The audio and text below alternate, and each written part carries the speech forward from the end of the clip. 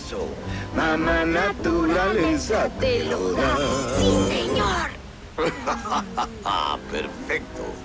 Tú tienes ritmo y armonía selvática. Me gusta mucho ser oso. Eres de los míos. Y podrás ser un gran oso, hijo. Si hasta cantas como yo. Y comenzamos Planeta Vital con esta canción porque estaremos hablando hoy de unos personajes, de unos animales que nos han acompañado en muchas comiquitas, en películas, pero que claro, muchos de nosotros solo lo hemos visto en zoológicos porque son animales inmensos, poderosos, como los osos. Entonces hoy vamos a tener como invitado al profesor Edgar Llerena, quien es biólogo con posgrado en ecología, profesor del Departamento de Estudios Ambientales de la Universidad Simón Bolívar y miembro del grupo de especialistas de osos de la Unión Internacional para la Conservación de la Naturaleza. De allí también conocemos a John Paul Rodríguez, quien hemos tenido aquí en este programa por su destacada participación en esa organización ecológica. Bueno, profesor Edgar, vamos a conversar entonces sobre los osos, no sé si tan cariñosos, pero sí muy importantes para los humanos, para el planeta, pero yo prefiero que sea el profesor Edgar Llerena quien nos comente cuántas especies hay, cuáles son sus características. Cuéntenos, profe. Hola Marisela, muchas gracias por la oportunidad para hablar de los osos. Bueno, en el mundo existen 8 especies de osos. Estos son animales que están muy vinculados al ser humano desde el punto de vista cultural, desde el punto de vista de sus creencias. Donde quiera que históricamente han convivido osos y humanos, se establecen unas relaciones, vamos a decir, de mutuo respeto, podríamos decir. El hombre no ha llegado a domesticar a los osos como si domesticó a otras especies silvestres con las que convivió, como por ejemplo el lobo, y lo convirtió en perro, pero los osos no, los osos han sido unos animales silvestres, salvajes, muy autónomos y que han infundido un enorme respeto sobre los seres humanos a lo largo de toda la historia.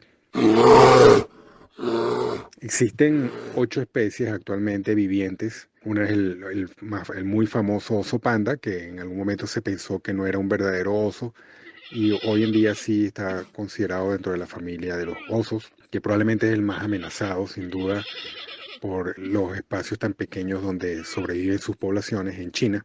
Y están los famosos osos que vemos en las películas, que generalmente son el oso pardo de Norteamérica, que es la misma especie del oso pardo de Eurasia, es decir, que habita en Europa y en la porción más al norte del continente asiático. Está el famoso oso negro americano de Norteamérica y el oso polar. Esos son, digamos, que las especies más conocidas. Pero además de ellas, está también el oso malayo, que es una especie de oso de pelo muy corto, de bosques tropicales que vive en el sudeste asiático. Está el oso negro asiático, que está bastante restringido a las zonas montañosas de los Himalayas y de un cinturón de montañas entre Asia y China. Por otra parte está el oso besudo, que es un oso muy particular que tiene su distribución geográfica más o menos restringida al subcontinente indio.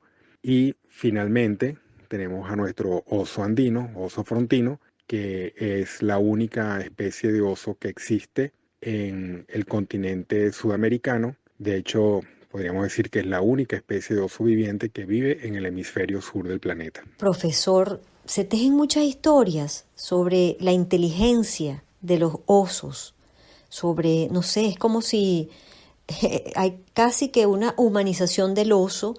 Incluso se llega a pensar que en los antiguos, los primitivos, les rendían culto a los osos y porque tienen como una manera muy particular de resolver la búsqueda de su comida, o es como si dentro de todo uno dijera, bueno, están pensando cómo van a hacer la cuestión. O sea, uno cuando ve las películas o, bueno, que no conoce muy bien pues la especie ni el estudio como tal, dice, oye, el animal uno como que lo respeta por la forma en que va haciendo su vida, pues su trabajo con los osesnos, la osa con los osesnos, cómo le enseña a cazar.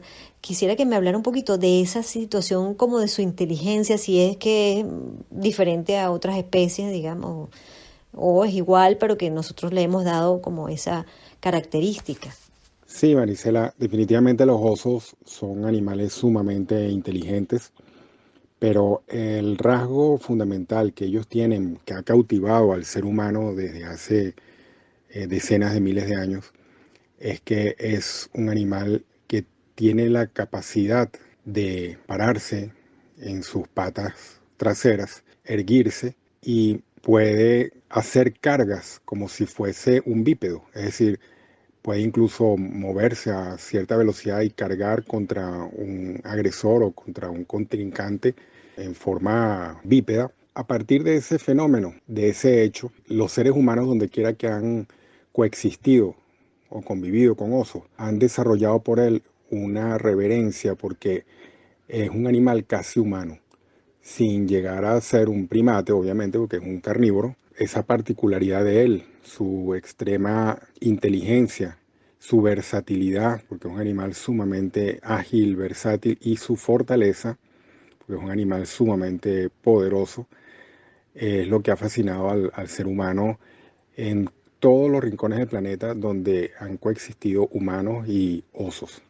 Entonces, por supuesto, cada cultura ha desarrollado una relación distinta con los osos, lo consideran espíritus superiores, hombres que han transmutado en osos, o hombres que reencarnan en osos, o osos que se convierten en hombres. Muchas de esos cuentos fantásticos que hay sobre el pie grande, el hombre de las nieves, y muchos incluso que tenemos aquí en el folclore venezolano, que también lo hay en todos los Andes, sobre, vamos a decir, como seres que son mitad hombre y mitad oso, tienen su raíz y su origen en esta realidad física, anatómica de estos animales. Y algo que también siempre, por lo menos lo vemos también, es que me refiero a las películas, porque es algo que uno no convive con un animal como el oso.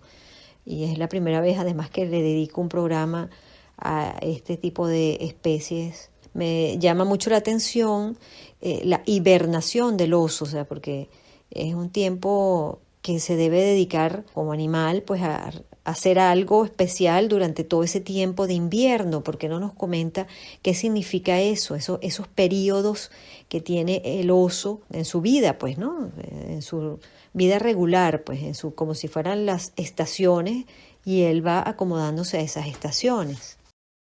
Sí, exactamente. Eso es parte también de la extraordinaria biología de los osos. Los osos no son los únicos mamíferos que hibernan, es decir, que en la época de absoluta o casi absoluta falta de recursos alimenticios y de muy bajas temperaturas, su metabolismo baja a tal punto en que entran como en una especie de coma y donde toda su actividad fisiológica está reducida al mínimo mientras dura ese periodo de escasez y luego, bueno, se reactivan en la primavera, ¿no? Por supuesto, los osos son famosos por eso, pero también están las marmotas y están otra serie de mamíferos que lo hacen. Eso les da una capacidad ecológica extraordinaria porque ellos pueden explotar y reinar, entre comillas, sobre zonas extremadamente frías. De hecho, el oso polar ha llegado como al extremo, pues, de poder convivir realmente, de vivir en ambientes de hielo flotantes y donde el invierno para el oso es constante. En este caso, los osos polares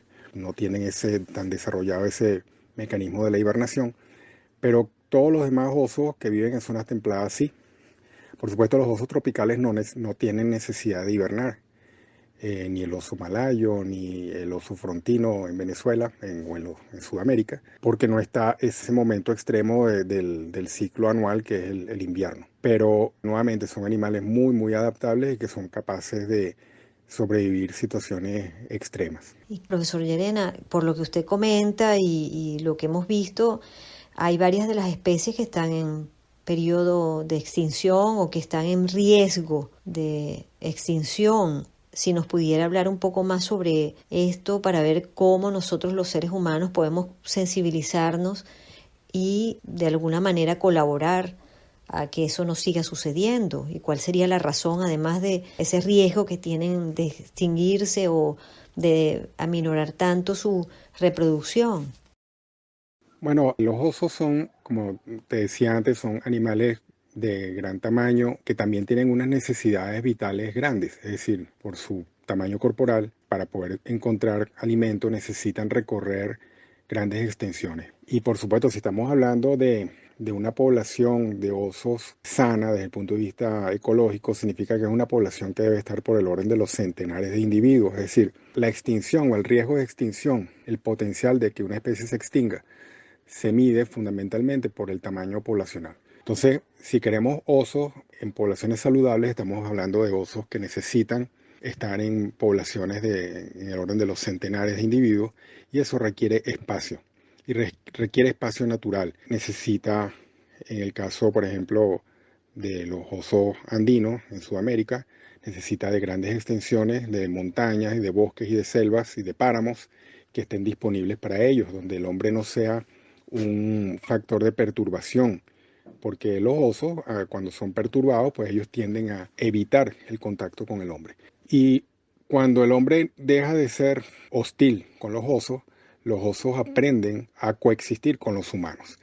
Entonces, primero tenemos que darle espacio.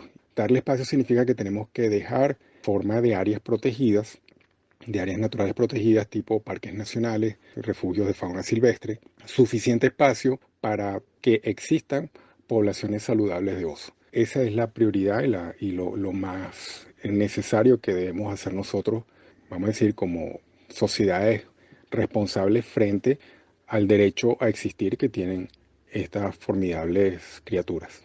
Muchas gracias, profesor Edgar, por todos estos conocimientos que nos ha impartido hoy sobre los osos, esos personajes mitológicos y hermosos. Estuvimos entonces conversando con el profesor Edgar Llerena, biólogo con posgrado en ecología. Él es profesor del Departamento de Estudios Ambientales de la Universidad Simón Bolívar y es miembro del grupo de especialistas de osos de la Unión Internacional para la Conservación de la Naturaleza. Bueno, muchísimas gracias por todo y pues nada, nos encontramos en el camino y ahora vamos a seguir porque nos vamos directo hasta los Andes, donde está un pupilo suyo. Nos encontramos pronto, profe. Gracias por todo. Muchas gracias, Marisela, por la oportunidad. Y sí, vas a tener una excelente conversación con Marcos, quien es la única persona que en la actualidad está haciendo estudios con oso andino, oso frontino en Venezuela. Así que, bueno, él está haciendo una labor muy, muy importante a punta de esfuerzo propio, con muy poca ayuda, y ojalá muchos de los que escuchen este programa se animen a apoyarlo. Saludos. Vamos a conocer ahora a un joven venezolano también, de esos emprendedores, de esos jóvenes que hemos tenido acá en el programa y que nos encanta poder promocionar, porque son valores que están allí en el interior de Venezuela, desarrollando un trabajo muy, muy importante. Él es Marcos Hidalgo, ingeniero en agrosistemas, docente en la Universidad de los Andes, Extensión Boconó. Él es también coordinador y fundador del proyecto Oso Andino Guaramacal. Esta es una organización no gubernamental que él fundó y que se dedica justamente a la conservación y estudio del oso andino, que tiene un nombre bien complicado. Yo no me atrevo a decirlo, así que prefiero que sea el joven ingeniero en agrosistemas Marcos Hidalgo quien nos cuente sobre ese oso tan hermoso, tan bello que tenemos en Venezuela, creo que en Sudamérica, y que nosotros llamamos oso frontino, que es el oso de anteojos. Y pues cuéntanos qué sabemos de él, qué sabes tú que lo investigas a diario y que tienes tanto tiempo cercano a este maravilloso personaje aliado planetario en Venezuela. Bienvenido, Marcos. Muchas gracias por la invitación y un saludo muy cordial a toda la audiencia. Ciertamente nosotros estamos desarrollando una iniciativa de conservación actualmente en los Andes de Venezuela, que tiene que ver con investigación y conservación de la única especie de oso presente en América del Sur. El oso andino, oso de anteojos o el oso frontino, como mejor se le conoce en Venezuela, es el único representante de la familia úrcida que habita parte de América del Sur, específicamente los Andes de Venezuela, Colombia, Ecuador, Perú, Bolivia y el noreste de Argentina. Esta especie de oso recibe el nombre científico de Tremartos ornatus y la primera palabra hace referencia a que es el único miembro viviente de la subfamilia Tremartidae, que es un linaje muy antiguo de osos de cara corta. Y el ornatus corresponde a las marcas que este oso tiene en su rostro, pues se asemejan a como si el oso tuviese unos anteojos puestos y de allí que también recibe su nombre común de oso de anteojos. Aparte de ello, el oso también se le conoce como el salvaje y eso hace referencia también a muchas leyendas y mitos que están vinculados a esta especie en la antigüedad y lo que lo ha llevado al borde de la extinción, producto de la cacería indiscriminada que sufrió esta especie durante muchos años. Muy bien, Marcos. Y cuéntanos cómo haces el trabajo de campo, porque entiendo que tienes que colocar cámaras. Cuéntanos un poco más específicamente así cómo es tu trabajo de campo. Nuestro trabajo en campo se enfoca en dos aspectos muy fundamentales. El primero de ellos es el análisis sistemático del territorio donde está nuestra área de estudio. Nosotros realizamos expediciones y recorridos de largo alcance en búsqueda de los rastros y signos que dejan los osos andinos como parte de su ecología. Y esto pueden ser comederos, senderos, excretas, árboles con marcas y remarcas, nidos, que ellos dejan como parte de su actividad. Nosotros sistematizamos todos estos rastros para conocer unos aspectos ecológicos bien importantes como la dieta, la ocupación, la presencia y el uso que ellos le están dando a ciertos hábitats durante ciertas épocas del año. Esto a su vez nos sirve a nosotros para la selección e instalación de estaciones de muestreo, que en este caso, como ya lo menciona, usamos cámaras trampa. Estas cámaras trampa nos permiten saber con certeza qué individuos están usando ese territorio, porque los osos andinos tienen, como ya lo mencioné al principio, tienen una marca facial que es como su huella digital. Cada oso tiene una identidad diferente. Y en este caso, en las cámaras trampa, cuando nosotros logramos fotografiar un oso, nosotros sabemos cuántos de ellos están usando ese territorio y la frecuencia con la que están pasando por esos senderos. Entonces, básicamente, el trabajo de campo se fundamenta en esos dos aspectos. La recolección de datos de campo y el monitoreo a través del uso de cámaras trampa. Entiendo, Marcos, que por lo que me cuentas y por lo que he leído, que nuestro oso frontino corre riesgos, ¿no? Bastantes riesgos y está, creo que en el libro rojo de la fauna. Sí, así es. El oso frontino es una especie que está catalogada mundialmente como vulnerable.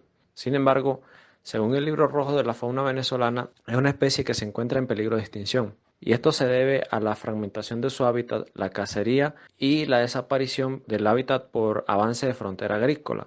De todas ellas, la más preocupante es la fragmentación del hábitat, porque si ésta se da a cierto grado, va a impedir que unos osos puedan moverse libremente de unos territorios a otros. Y esto hará, si se da en cierto grado, como lo digo, que algunos territorios se queden desprovistos de presencia de oso andino o oso frontino, porque no se van a poder comunicar de unos territorios a otros. Y esa es la estrategia que se está impulsando y que viene impulsando el profe Edgar Llerena desde hace décadas para materializar el corredor biológico en todos los Andes de Venezuela y que todo el hábitat de los osos frontinos en Venezuela quede protegido bajo la figura de Parque Nacional o Monumento Natural.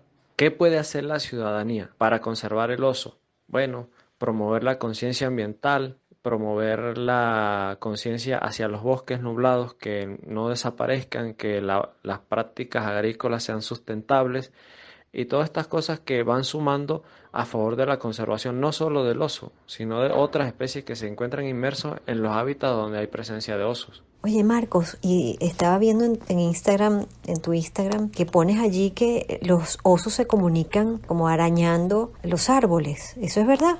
Uno de los rastros más importantes que nosotros estudiamos es los árboles, porque los árboles los osos los usan como un lenguaje de comunicación. Ellos dejan en ciertos árboles del bosque marcas de garras que sobre todo los machos usan para definir un territorio, delimitar territorios. Por ejemplo, un macho le dice a otros machos, este es mi territorio, yo mido tanto, yo peso tanto y este es mi territorio ocupado. Eso le da información a otros machos, pero también le da información a las hembras. Nosotros, por lo general, instalamos cámaras frente a esos árboles porque nos dan demasiada información. Primero, la frecuencia con el que ese oso visita ese árbol y marca. Segundo, qué otros osos u osas están frecuentando ese sendero. Entonces, para nosotros es muy importante esos sitios porque son sitios de paso fijo de oso y eso es lo que nos ha llevado, digamos, a tener los datos que tenemos porque siempre usamos esos sitios para instalar las cámaras trampa. Estamos conversando con Marcos Hidalgo, ingeniero en agrosistemas, quien es además coordinador y fundador del proyecto Oso Andino Guaramacal, que es de lo que hemos estado conversando, ¿no? Y cómo enamoramos nosotros a los niños, a la gente en general, para que puedan conocer mejor al oso frontino, a nuestro oso andino, para protegerlo. Sí, así es. Bueno, la divulgación y la educación ambiental es uno de los aspectos clave de los trabajos de conservación. En el caso nuestro, estamos recibiendo mucho apoyo por parte de los medios locales de comunicación. Nosotros hemos venido retomando la divulgación de los aspectos de la especie que existe, porque había mucha gente que ya había olvidado que existe un oso frontino en las montañas. Y eso lo hemos venido retomando y hemos venido hablando de ello. Y nuestra perspectiva es que la gente sí está hablando más del oso frontino en los últimos 2 años que en años anteriores. Lo que sí estamos trabajando actualmente es en una actividad que se llama la Fiesta del Oso, que la estamos realizando conjuntamente con una investigadora venezolana de nombre Imaru Lameda, que hoy se encuentra en México y que lleva la Ruta del Oso. Ella durante muchos años en el estado Lara estuvo realizando estas fiestas en escuelas y comunidades rurales, donde por un día los niños se sentían como en una fiesta con piñatas, tortas, cotillones, pero también se les hablaba de la conservación y de la especie. Entonces nosotros este año lo hemos retomado y lo vamos a implementar para llevar la Fiesta del Oso a comunidades rurales, sobre todo aquellas que tienen cercanía con grandes extensiones de bosque y con presencia comprobada de oso. Muchísimas gracias, Marcos Hidalgo, porque estás allí dedicado, tan comprometido con nuestra fauna, con todo, con la biología y sobre todo con la docencia, que eso es tan importante, Marcos. Te deseamos todo lo bueno, todo lo mejor, especialmente por nuestro oso frontino, que es nuestro protagonista en el día de hoy, los osos, y en especial el nuestro, el andino.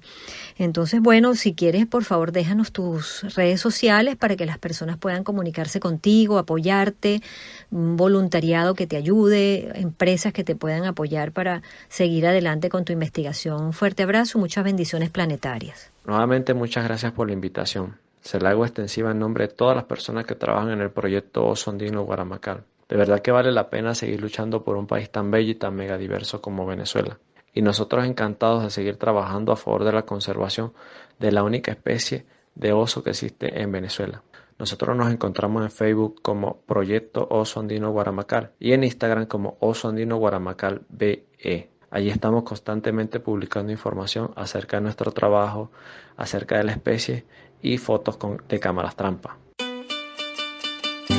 Nos despedimos por el día de hoy con nuestro equipo, Fernando Camacho en los controles, Nidia Hernández, Katy Jovanovic, Raiza Perró. Nos volvemos a encontrar muy pronto aquí en Planeta Vital. Reciban todos nuestras bendiciones planetarias. Recuerden nuestra página web www.tuplanetavital.org. En Instagram, Tu Planeta Vital, Twitter, @PlanetaVitalORG. Muchas bendiciones planetarias.